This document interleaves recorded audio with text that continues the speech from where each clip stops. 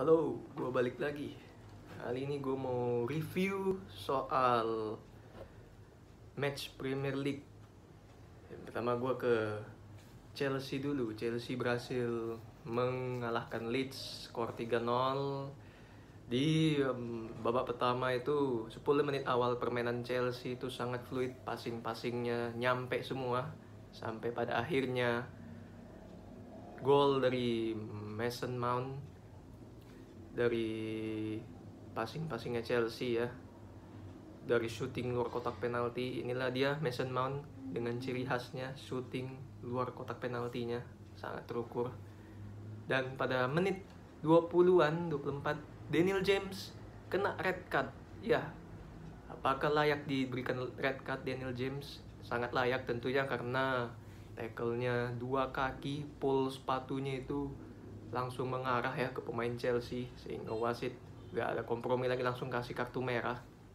Daniel James ini memang sangat-sangat layak dijual oleh MU kemarin, karena pada saat sebelumnya dia di red card. Memang permainan Daniel James ini jelek sekali ya, ancur-ancuran, kontrol bola aja kayak berantem sama bola dia. Pegang bola aja nggak bisa, salah passing terus ya kan. Memang sangat layak lah main di tim sekelas Leeds.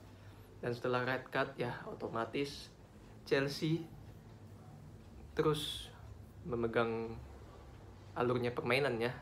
Walaupun sebenarnya Leeds juga di satu sisi tidak bertahan amat. Mereka tetap berani untuk bermain terbuka untuk mengejar gol. Tapi apalah daya, memang Leeds kualitas pemainnya ya segitu-segitu aja, nggak akan bisa ngejar kualitas pemain Chelsea ya.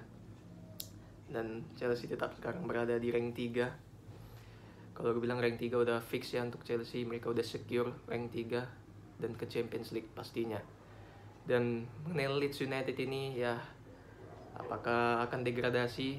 Melihat dari peta persaingan degradasi sangat seru. Leeds United akan bersaing dengan Burnley dan Everton. Everton beruntungnya masih punya satu match di tangan. Kalau itu menang, Everton akan selamat.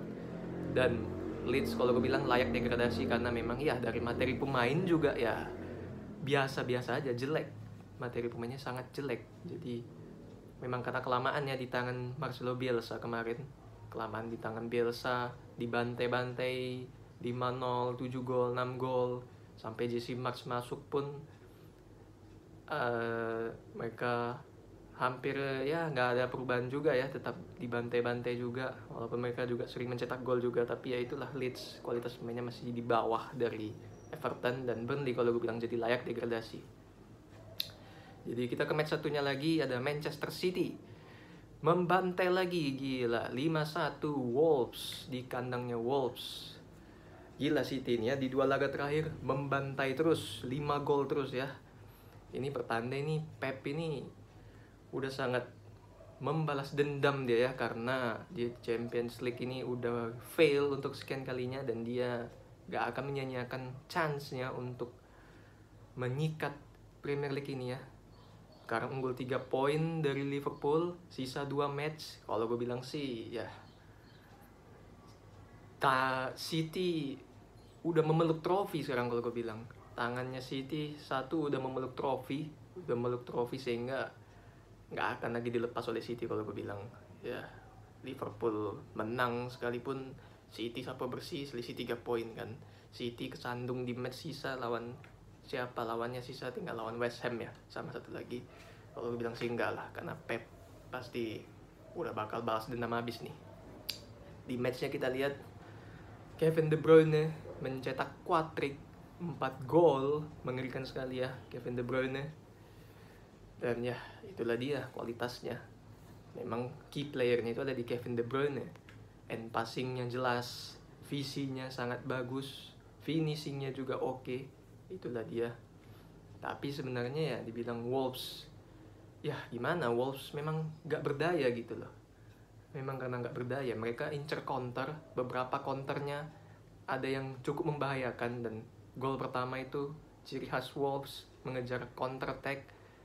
City Sterling dari situasi corner kick ya, Sterling salah passing, bola langsung ke tengah, diambil pemain Wolves, incer counter cepat dari sisi kiri, langsung peng, shooting, di cutback bolanya dan gol oleh Wolves. Dan setelah itu City ya mereka terus menguber ya, gak mau kasih napas lagi buat Wolves. Dan Wolves apalah daya, memang kualitas pemain mereka di bawah City dan gak bisa ngapa-ngapain juga kalau gue bilang. Jadi City memang layak menang di match tadi malam. Dan ya gak akan dilepas lagi lah Premier League. Mereka udah peluk satu trofi tuh Premier League buat City. Pep bener-bener sangat balas dendam dia karena kegagalan dia di Champions League ya. Dan kita ke match yang satunya lagi yang drama terjadi di final Coppa Italia, di mana Inter Milan sempat unggul terlebih dahulu ya 1-0 di babak pertama. Di babak kedua Juve menyamakan, membalikan keadaan 2-1 dan di comeback lagi sama Inter di extra time ya. Inilah dia, kalau gue bilang Juve di bawah Allegri ya udah berapa kali sering begini ya. Allegri ini di bawah Juve, di bawah Allegri sempat comeback dari sikon tertentu, tapi habis itu parkir bis kalah. Inilah Allegri pelatih yang nggak bisa mengangkat performa Juventus, nggak apalagi di partai-partai final ini ya. Mungkin beberapa tahun terakhir juara Serie A berturut-turut, tapi itu liga domestik. Come on, ini final di piala lokal dan Champions League juga beberapa kali. Di 2018 masih ingat, Juve udah sempat comeback dari sikon Real Madrid unggul, mereka parkir bis dan akhirnya Madrid bisa comebackin mereka dan Madrid menjadi juara. Di 2016 lawan Bayern, mereka bisa comeback dari sikon, di comebackin lagi dan mereka kalah. Dan kembali lagi di Coppa Italia ini ya, kalau melihat memang Inter di babak pertama permainan mereka ya gimana ya, permainan mereka ya kurang kreativitas di babak pertama. Walaupun mereka mencetak 1 gol ya, memang masih rada kurang lah permainan untuk seorang Inter Milan ya. Dan Juve juga di babak pertama ya kalau gue bilang ya praktis ya cuman bermain biasa-biasa aja, nggak ada spesial lah gitu. Dan di babak kedua juga ya Inter kebobolan ya, lewat Juve mulai keluar menyerang di babak kedua, mulai berani keluar menyerang. Alexandro shooting, sebelum Alexandro shooting berkali-kali Juve melakukan crossing, passing di kotak penalti Inter, menyerang terus. Juve mulai keluar, Juve berani keluar dan Alexandro shooting kena deflect bolanya ya, sehingga gol.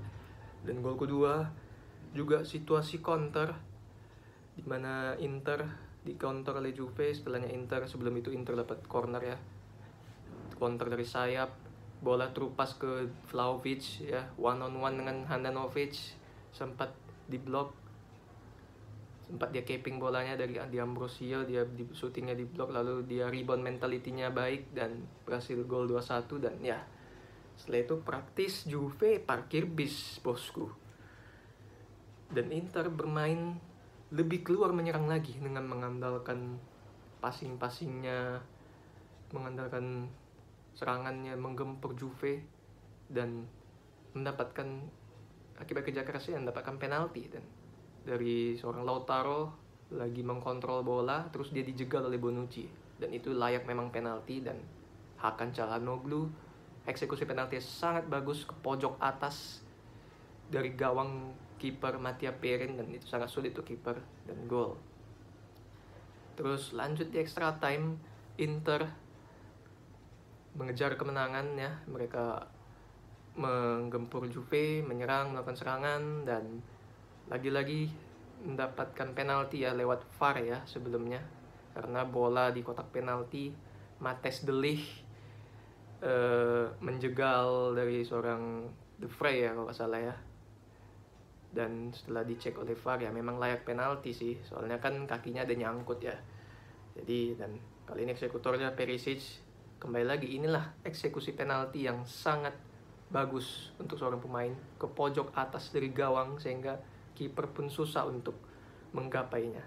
Dan setelah itu unggul ya, Inter killing the game langsung di extra time lewat shootingnya luar kotak penaltinya Perisic, sangat bagus ya. Dan memang Inter layak juara sih kalau gue bilang. Dari segi permainan Inter lebih bagus, lebih baik dari Juve. Dan selamat untuk Inter, Forza Azzurri, Forza Inter, Forza sama ya, Forza Inter ya. Dan ya, kalau gue bilang Allegri walaupun secure Champions League untuk Juve di musim depan, tapi gue bilang ya nggak akan kemana-mana Juve kalau masih dibawa Allegri ya. Karena memang strategi monoton. Dia cuma ngandelin CV doang ya, juara Liga di musim-musim yang lewat itu. Dan ya inilah, Juve nggak akan kemana-mana kalau dibawa Allegri. Ini adalah dosanya Allegri kalau gue bilang. Kenapa Juve bisa langsung di comeback ya. Oke, sekian dari gue guys. Thanks for watching.